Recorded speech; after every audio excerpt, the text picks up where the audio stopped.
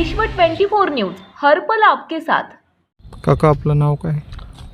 माझं नाव नामदेव अशोक बेळंबे, राहणार सुंदरवाडी, तालुका उमरगा, जिल्हा उस्मानाबाद। आपली अडचण काय? माझी अडचण शासकीय नियमाप्रमाणे सर्वे नंबरचा रस्ता मिळण्याबाबत। मला जवळपास 10-15 वर्षापासून रस्त्याची अडचण आहे। हो, तरी मला शेताकड जाण्या येण्यासाठी किंवा बैलगाडी वगैरे काय घेऊन जाण्यासाठी रस्ता नाही। हो. आजूबाजूचे जे शेतकरी आहेत त्यांनी म्हणते ह्या साईडनं रस्ता नाही, त्यांनी म्हणते एकले म्हणते ह्या साईडनं रस्ता नाही। माझे जवळपास वर्षाला 1-2 लाख रुपयाची नुकसान होत आहे आणि माझा आता जवळपास 2 महिने झाले ऊसाची तोड आली आहे, तरी माझा ऊस जाऊ शकत नाही। तरी मला शासनाने शासकीय नियमाप्रमाणे सर्वे नंबरचा रस्ता देऊन मला सहकार्य करावे अशी माझी एक आशा आहे। मला सांगा, आतापर्यंत आपण कुठं अर्ज केला? मी तहसीलदार साहेबांना, परत कलेक्टर साहेबांना अर्ज केलेला आहे 19/10/2022ला। परत उपविभागीय अधिकाऱ्यांना पण अर्ज केलेला आहे।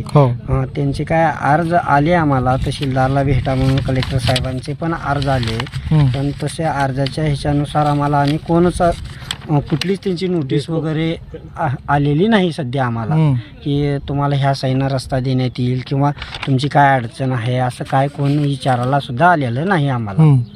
तरी आम्हाला रस्ता मिळावं, कारण कसं आमचं जीवनच शेतावर आहे। 2 भाऊ आम्ही, परत आई वडील बहिणी, आमचं उपजीविका शेतावरच भागते।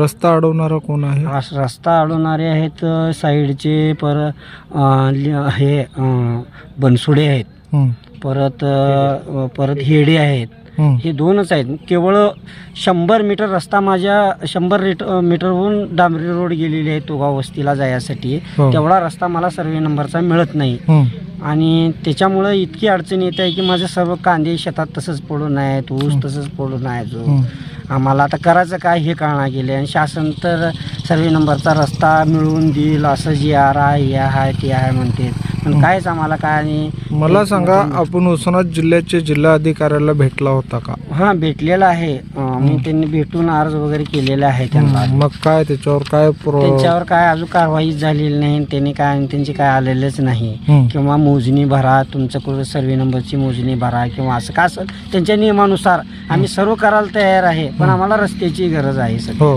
रस्ताच नाही, खाली बी लवण आहे, वरी बी लवण आहे, अवघ्या 200 ते 250 मीटरवर गाव आहे, गावच्या शेजारी शेत आहे, पण रस्ता मिळत नाही।